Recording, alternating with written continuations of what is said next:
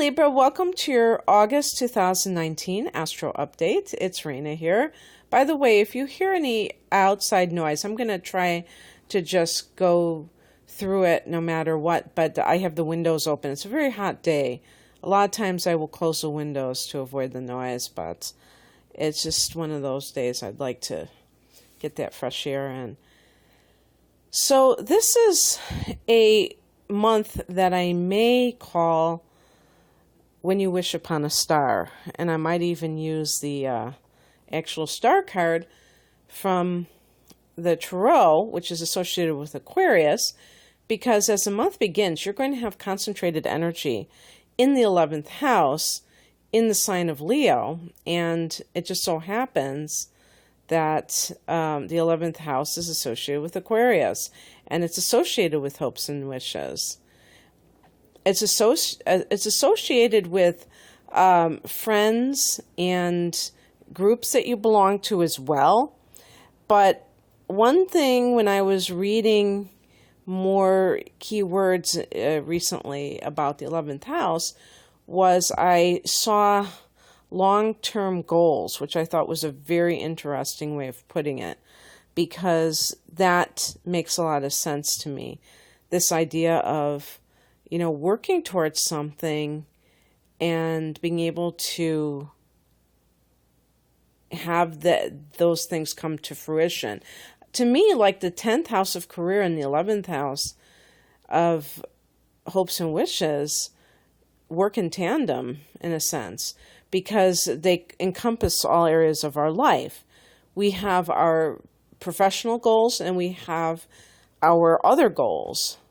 Where do you want to live? What kind of dwelling do you want to live in?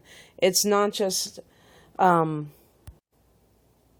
career. It might be the type of person that you want to have a permanent relationship with. So this is also considered the luckiest house from one of the astrologers that I have read. So that's another exciting thing, where you are having the new moon here. Now, the new moon, I think at least in North America, was on the 31st of July, but of course it's carrying in on the first day of the month.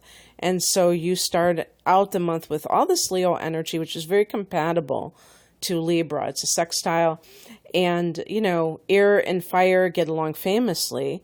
And there's that positivity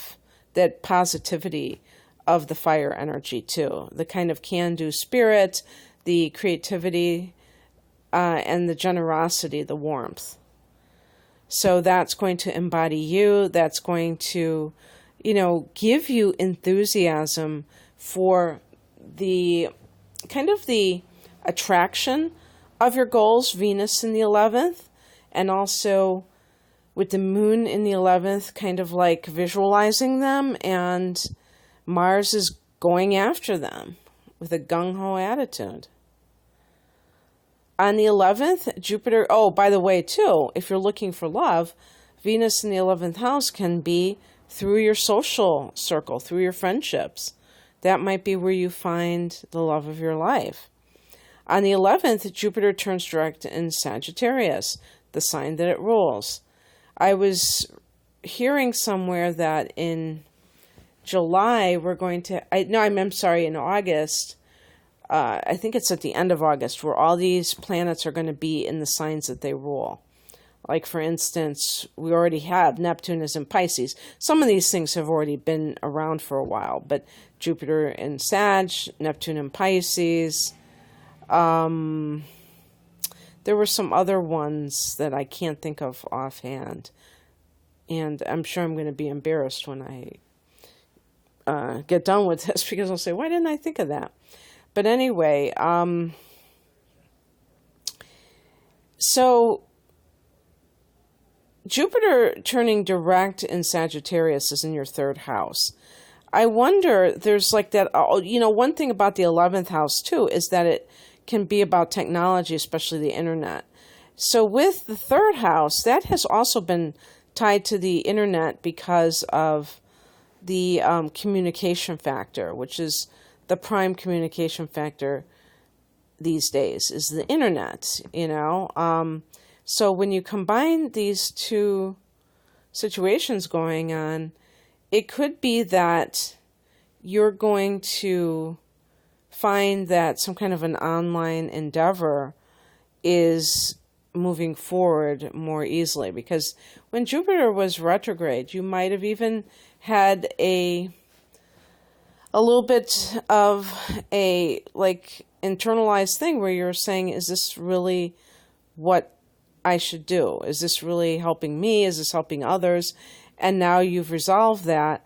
And it also, just that forward movement can be helpful as well. On the same day, Uranus goes retrograde, which is like adding gasoline to the fire. Uranus is so erratic that going retrograde doesn't help matters. But this is the 8th house, so this is a water house and will affect you more subtly, therefore, because it's going to be more about your perceptions. Uranus is very intuitive. When it's retrograde, it might be more hit and miss, but you're starting, Libra, to grow in this way. Yesterday I did the reading for Gemini, and the same thing was applying. And I think with the air signs, this is significant because air signs tend to come to life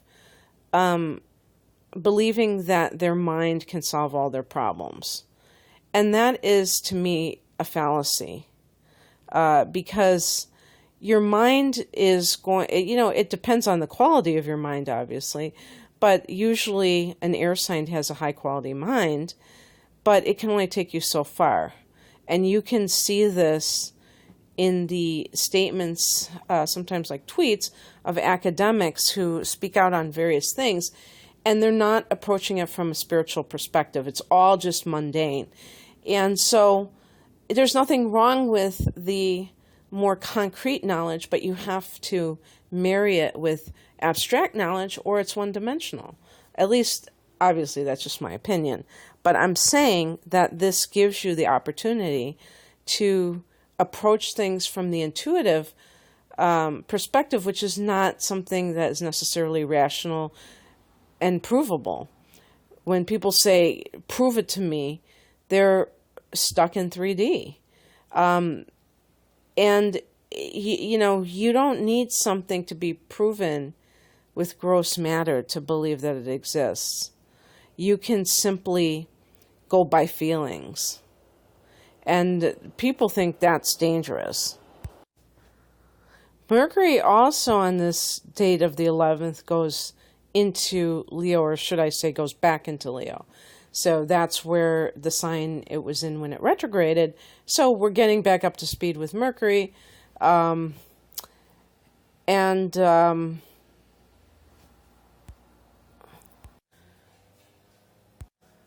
it was in your 11th house, during the time when it went retrograde, you may have said, how can I reconcile my dreams with my career? And you really, something may have even come up that made you think in these terms.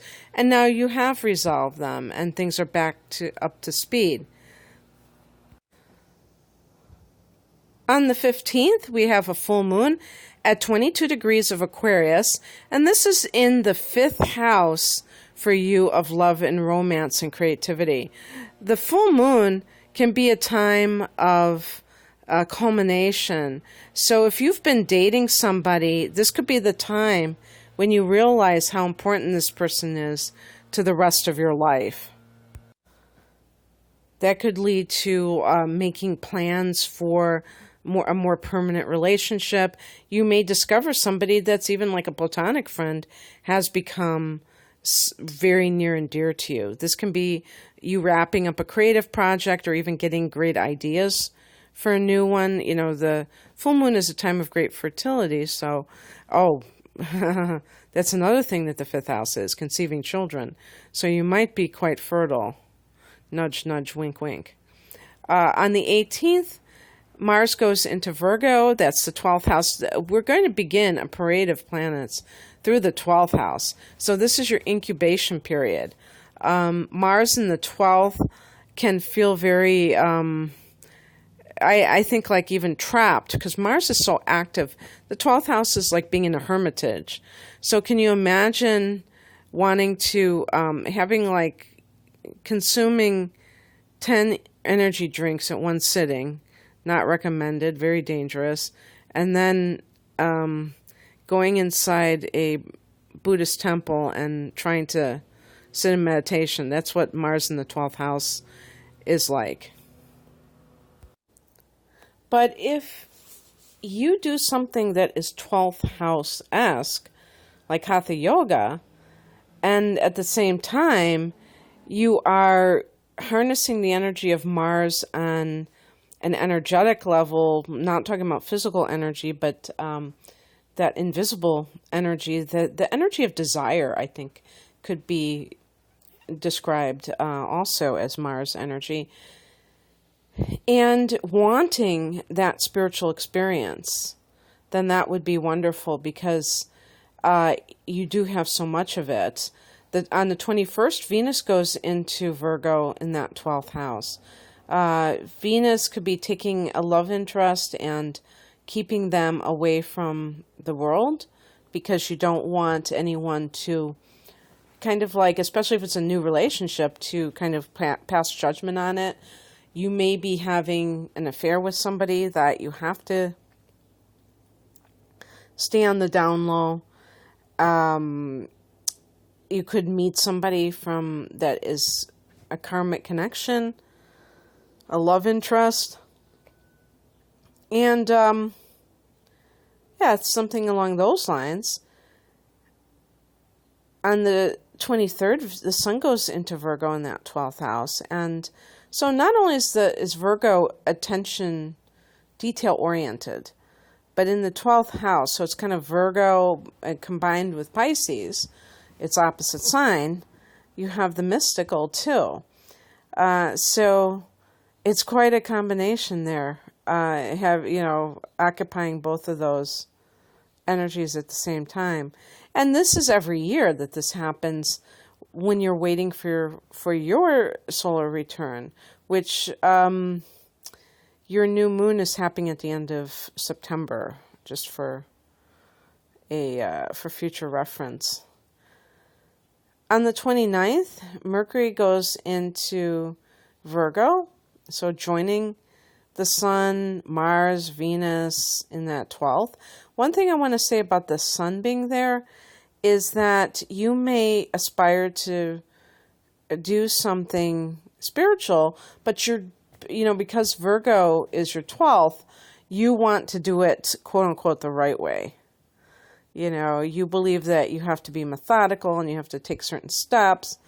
And so you're really thinking like a Virgo in that sense. With Mercury in the 12th house, this is something where you're beginning to think on a spiritual level. So you've been thinking about career, and you've been thinking about your other dreams, but now it's like the spiritual component. And also, because Neptune rules this house, it is great for meditation and visualization. So, part of the law of attraction is about imagining that which you want to attract, and so that's a great way to do it. On the 30th, we have the new moon at 6 degrees of Virgo in that 12th house. So this is the last new moon before your debut, before you have the next new moon in your first house, and it starts a whole new cycle.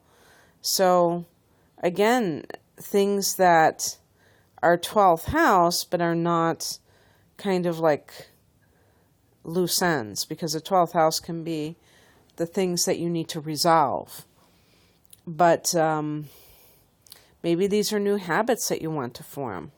The 12th house can be addictions. And maybe you have pinpointed some of these things. It doesn't have to be substance abuse. It can be, internet or something like that. And you did have a lot of planets in the 11th house. So you might be saying, okay, Maybe you're starting something up, an online business or something, and now you're saying, I don't want to get into this habit of always being online. And you kind of nip it in the bud and start a new meditation practice that kind of takes you away from that automatic being online so many hours a day. So, yeah, or any kind of spiritual practice is indicated here for 12th house matters. So this is what I have for you, Libra. I hope that you enjoyed this. And if you'd like a private reading, the link is below. My website is rainamoonastrology.com. If you'd like a natal chart interpretation for your birthday, what have you, just check me out. Take care. Bye.